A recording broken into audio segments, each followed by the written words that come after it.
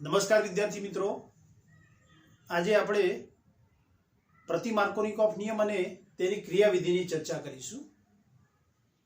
માર્કોનિકોફ નિયમની વાત કરીએ તો અસંમિત આલ્કીનની અસમ પ્રક્રિયક, દાખલા તરીકે હાઇડ્રોજન હેલાઇડ સાથેની યોગશીલ પ્રક્રિયા દરમિયાન પ્રક્રિયકનો ધન ભારિત ભાગ હાઇડ્રોજન દ્વિબંધથી જોડાયેલા બે કાર્બન પૈકી વધુ હાઇડ્રોજન ધરાવતા કાર્બન સાથે, જ્યારે ઋણ ભારિત હેલાઇડ એ ઓછા હાઇડ્રોજન ધરાવતા કાર્બન સાથે જોડાઈને મુખ્ય નિપજ આપે છે।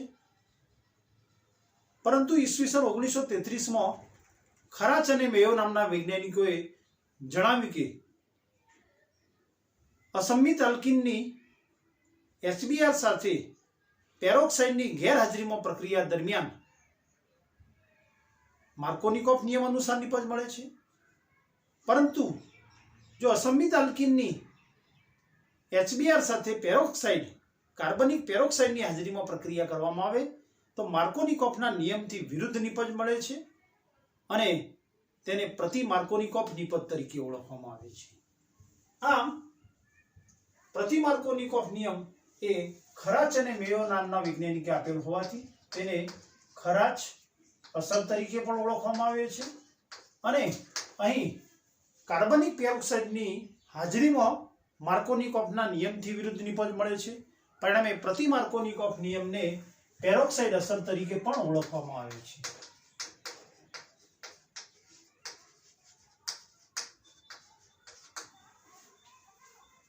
આમ અસંમિત આલ્કીનની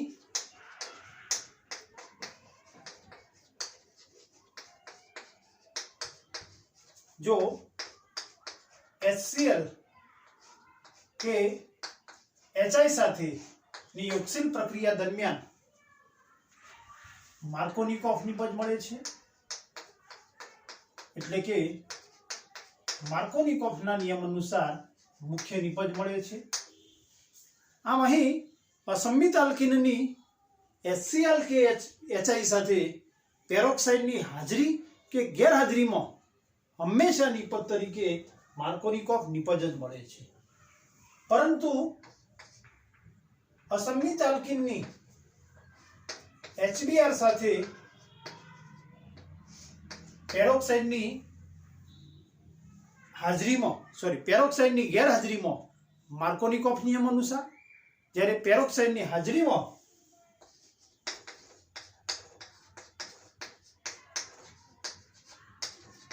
માર્કોનિકોફના નિયમથી વિરુદ્ધ નિપજ મળે છે, એટલે કે પ્રતિ માર્કોનિકોફ નિપજ મળે છે।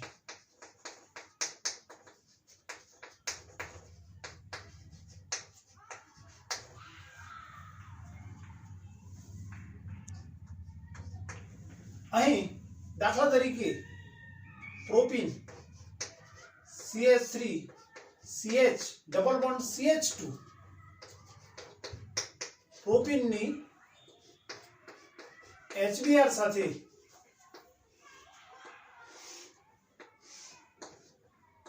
કાર્બનિક પેરોક્સાઇડ ની ગેરહાજરીમાં પ્રક્રિયા કરવાથી માર્કોનિકોફ નિયમ અનુસાર નિપજ મળે છે, એટલે કે અસમ પ્રક્રિયક HBr નો ધન ભારિત હાઇડ્રોજન દ્વિબંધથી જોડાયેલા બે કાર્બન પૈકી વધુ હાઇડ્રોજન ધરાવતા કાર્બન સાથે, જ્યારે ઋણ ભારિત હેલાઇડ એ દ્વિબંધથી જોડાયેલા બે કાર્બન પૈકી ઓછા હાઇડ્રોજન ધરાવતા કાર્બન સાથે જોડાય છે અને પરિણામે 2-બ્રોમોપ્રોપેન મુખ્ય નિપજ તરીકે મળે છે।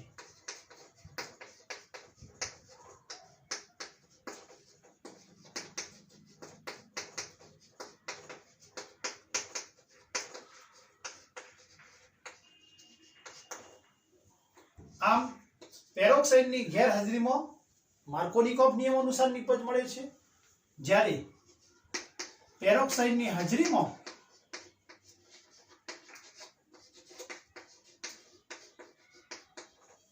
HBr સાથેની પ્રક્રિયા દરમિયાન પ્રક્રિયકનો ધન ભારિત ભાગ હાઇડ્રોજન દ્વિબંધથી જોડાયેલા બે કાર્બન પૈકી ઓછા હાઇડ્રોજન ધરાવતા કાર્બન સાથે, જ્યારે ઋણ ભારિત Br એ વધુ હાઇડ્રોજન ધરાવતા કાર્બન સાથે જોડાય છે અને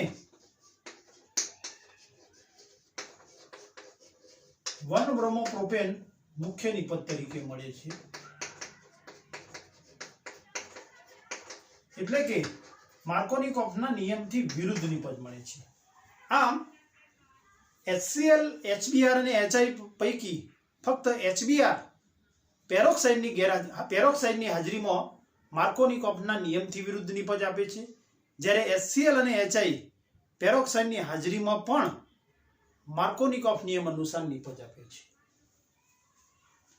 અહીં કાર્બનિક પેરોક્સાઇડ એ મુક્ત મૂલક પ્રેરક છે.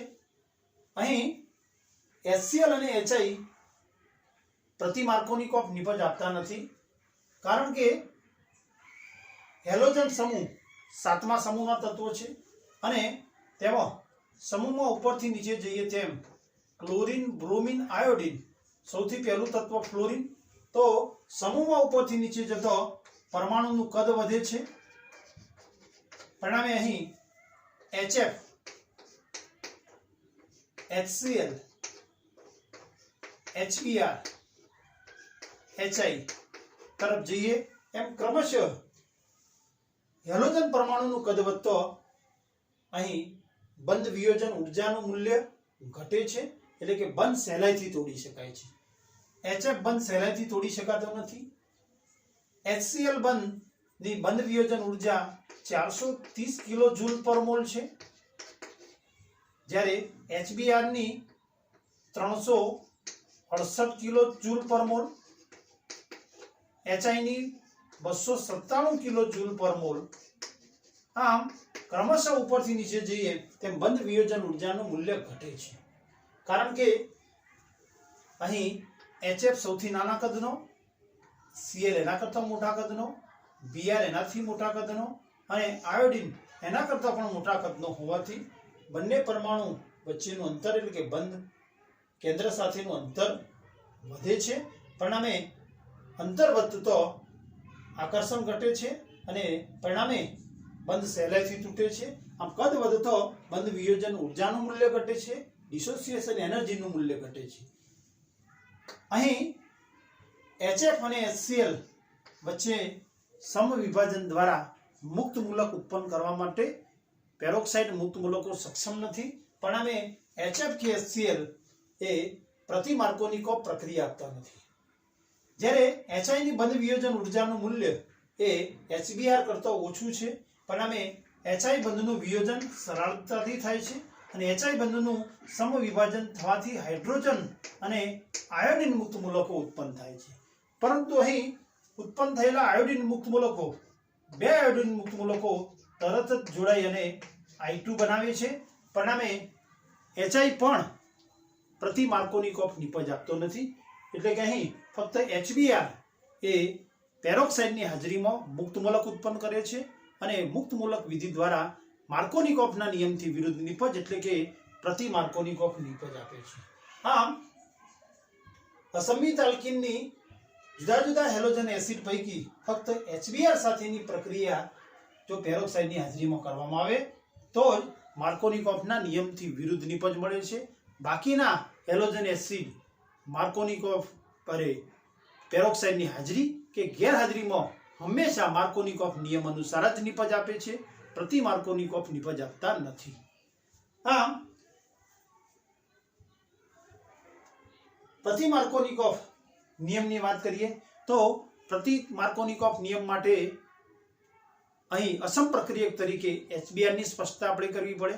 તો પ્રતિ માર્કોનિકોફ નિયમ એટલે કે જ્યારે અસમિત આલ્કીનની પેરોક્સાઇડની હાજરીમાં HBr સાથેની યોગશીલ પ્રક્રિયા દરમિયાન પ્રક્રિયકનો ધન ભારિત ભાગ હાઇડ્રોજન દ્વિબંધથી જોડાયેલા બે કાર્બન પૈકી ઓછા હાઇડ્રોજન ધરાવતા કાર્બન સાથે, જ્યારે ઋણ ભારિત ભાગ બ્રોમિન વધુ હાઇડ્રોજન ધરાવતા કાર્બન સાથે જોડાય છે અને મુખ્ય નિપજ આપે છે, જેને પ્રતિ માર્કોનિકોફ નિયમ તરીકે ઓળખવામાં આવે છે.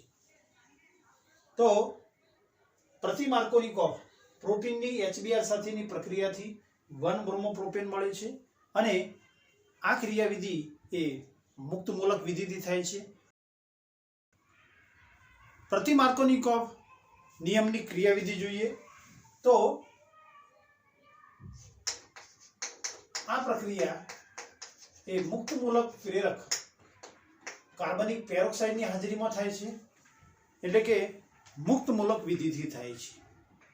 જ્યારે માર્કોનિકોફ પ્રક્રિયા એ આયનીય ક્રિયા વિધિથી થાય છે, કારણ કે તેમાં પ્રોટોનેશન દ્વારા આયનો કાર્બોકેશાયન ઉત્પન્ન થાય છે. આ પ્રક્રિયા 3 તબક્કામાં થાય છે. તેમાં સ્ટેપ 1 તો અહીં પ્રક્રિયા દરમિયાન પ્રણાલીમાં મુખ્યત્વે 3 ઘટકો અસમિત આલ્કીન, પેરોક્સાઇડ અને HBr ની હાજરી છે. ત્યારે પ્રક્રિયાના પ્રથમ તબક્કામાં કાર્બનિક પેરોક્સાઇડ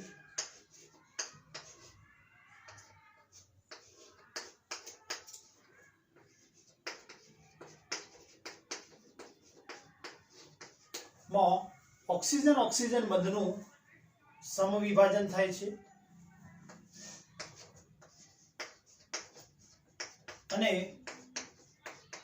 બંને ઓક્સિજન પરમાણુ એક એક ઇલેક્ટ્રોન લઈને દૂર થાય છે, એટલે કે આલ્કોક્સી મુક્ત મૂલકો ઉત્પન્ન થાય છે.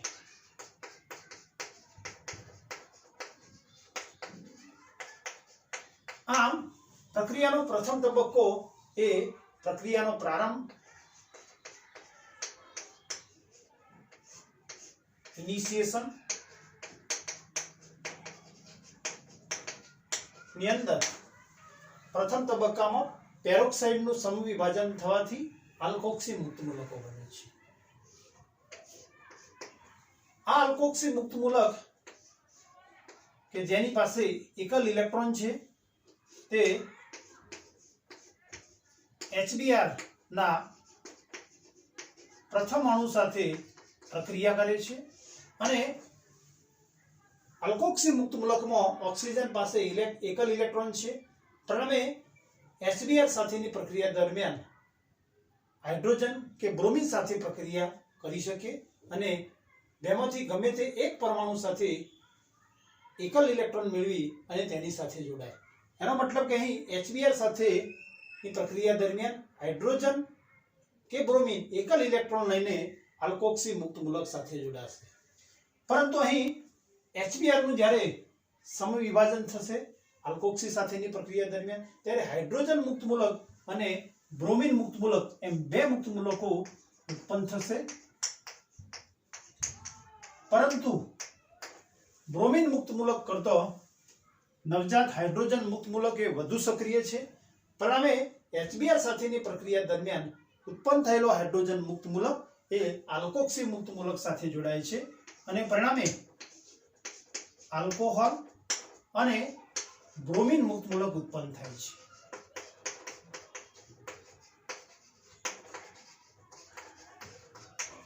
આમ પ્રક્રિયાના પ્રથમ તબક્કામાં બ્રોમિન મુક્ત મૂલક ઉત્પન્ન થાય છે, જ્યારે ઉત્પન્ન થયેલા આલ્કોક્સી મુક્ત મૂલકો એ HBr સાથેની પ્રક્રિયા દરમિયાન વપરાઈ જાય છે. પ્રક્રિયાનો બીજો તબક્કો સ્ટેપ 2 પ્રક્રિયાનું પ્રસરણ.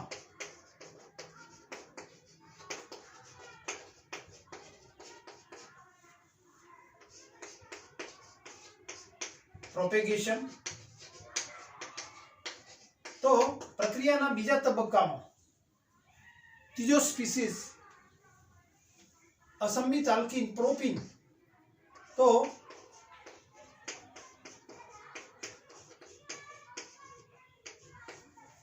પ્રથમ તબક્કામાં ઉત્પન્ન થયેલો બ્રોમિન મુક્ત મૂલક અસમિત આલ્કીનના પાઈ બંધ ઉપર આક્રમણ કરે છે અને એકલ પાઈ ઇલેક્ટ્રોનનો ઉપયોગ કરી દ્વિબંધથી જોડાયેલા 2 કાર્બન પૈકી ગમે તે એક કાર્બન સાથે જોડાય છે અને પરિણામે જે કાર્બન સાથે જોડાય તેની નજીકના કાર્બન ઉપર એક અયુગ્મિત ઇલેક્ટ્રોન જોવા મળે છે. પરિણામે જો C1 કાર્બન સાથે એકલ ઇલેક્ટ્રોનનો ઉપયોગ કરીને જોડાય તો C2 કાર્બન પર અયુગ્મિત ઇલેક્ટ્રોન આવશે, તો CH3 CH CH2Br પ્લસ જો C2 કાર્બન સાથે જોડાય તો CH3 CH Br અને CH2 प्रथम कार्बन पर अयुग्मित इलेक्ट्रॉन। અહીં અયુગ્મિત ઇલેક્ટ્રોન ધરાવતો કાર્બન એ બીજા બે કાર્બન સાથે જોડાયેલો છે, પરિણામે આ મુક્ત મૂલક એ 2 મુક્ત મૂલક થશે, જ્યારે અહીં અયુગ્મિત ઇલેક્ટ્રોન ધરાવતો કાર્બન એ બીજા એક કાર્બન સાથે જોડાયેલો છે, પરિણામે તે 1 મુક્ત મૂલક થશે। મુક્ત મૂલકોની સ્થિરતાનો ક્રમ જોઈએ તો સેમમાં મિથાઇલ મૂલક મુક્ત મૂલક એ સૌથી ઓછો સ્થાયી મુક્ત મૂલક, એના કરતાં વધુ સ્થાયી 10, 20 અને 30। આમ મિથાઇલ મુક્ત મૂલકથી તૃતીયક મુક્ત મૂલક 30 મુક્ત મૂલક તરફ જઈએ એમ મુક્ત મૂલકની સ્થિરતામાં વધારો થાય છે। પરિણામે પ્રોપીનની મુક્ત મૂલક બ્રોમિન સાથેની પ્રક્રિયા દરમિયાન બે મુક્ત મૂલકો ઉત્પન્ન થાય છે। ઉત્પન્ન થયેલા બે મુક્ત મૂલકો પૈકી 20 મુક્ત મૂલક એ વધુ સ્થાયી મુક્ત મૂલક છે। થયેલા બે મુક્ત મૂલકો પૈકી વધુ સ્થાયી મુક્ત મૂલક 20 મુક્ત મૂલક એ HBr ના બીજાણુ સાથે પ્રક્રિયા કરે છે।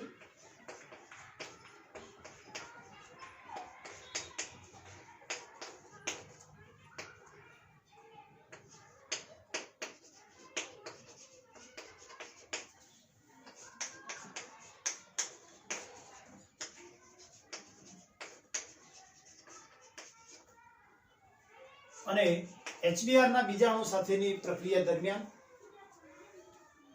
एकल इलेक्ट्रॉन धरावतो कार्बन ए HBr ना अणु साथेनी प्रक्रिया दरमियान हाइड्रोजन और ब्रोमीन बेमांथी गमे ते एक परमाणु ने साथे प्रक्रिया करे त्यारे तेना एकल इलेक्ट्रॉन नो उपयोग करशे, परिणामे मुक्त मूलको उत्पन्न थशे। उत्पन्न थयेला हाइड्रोजन और ब्रोमीन मुक्त मूलक पैकी हाइड्रोजन मुक्त मूलक नवजात हाइड्रोजन ए વધુ સક્રિય છે, પરિણામે તે એકલ ઇલેક્ટ્રોન ધરાવતા કાર્બન સાથે જોડાશે અને CH3 CH2 CH2Br 1 બ્રોમોપ્રોપેન મુખ્ય નિપજ મળશે અને સાથે સાથે નવો બ્રોમિન મુક્ત મૂલક ઉત્પન્ન થશે।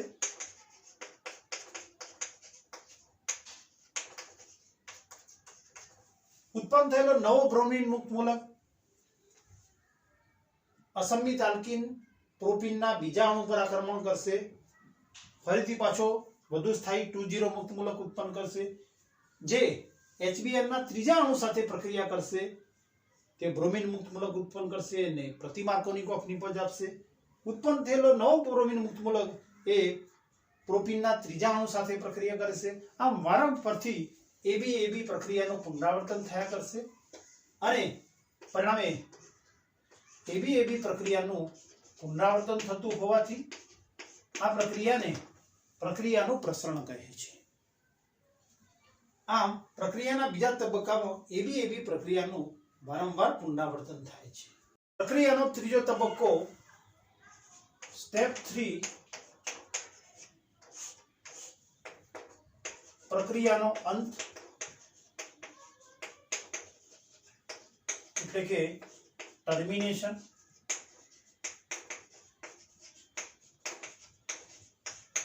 અહીં પ્રક્રિયા દરમિયાન ઉત્પન્ન થયેલા મુક્ત મૂલકો જો એકબીજા સાથે જોડાઈ જાય તો સાંકળ પ્રક્રિયાનો અંત આવે છે।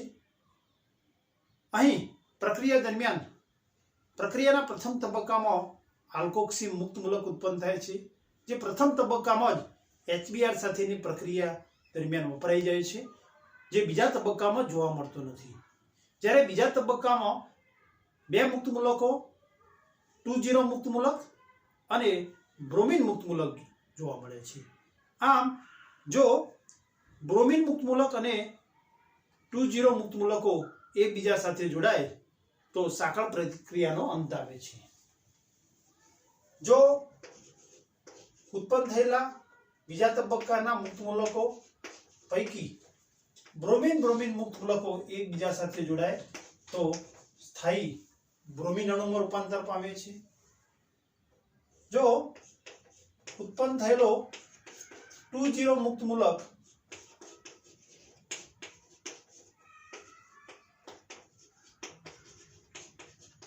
અને બ્રોમિન મુક્ત મૂલક એકબીજા સાથે જોડાય તો બે એકલ ઇલેક્ટ્રોન ધરાવતા પરમાણુઓ એકબીજા સાથે જોડાશે, પરિણામે CH3CH Br CH2 Br એટલે કે 1,2 ડાયબ્રોમોપ્રોપેન 1,2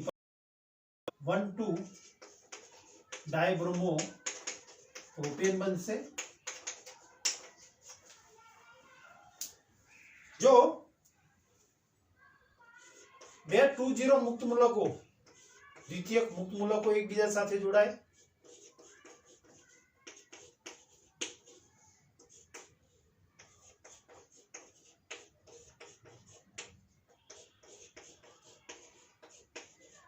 તો એકલ ઇલેક્ટ્રોન ધરાવતા કાર્બન પરમાણુ એકબીજા સાથે જોડાશે, પરિણામે CH3 CH CH2 Br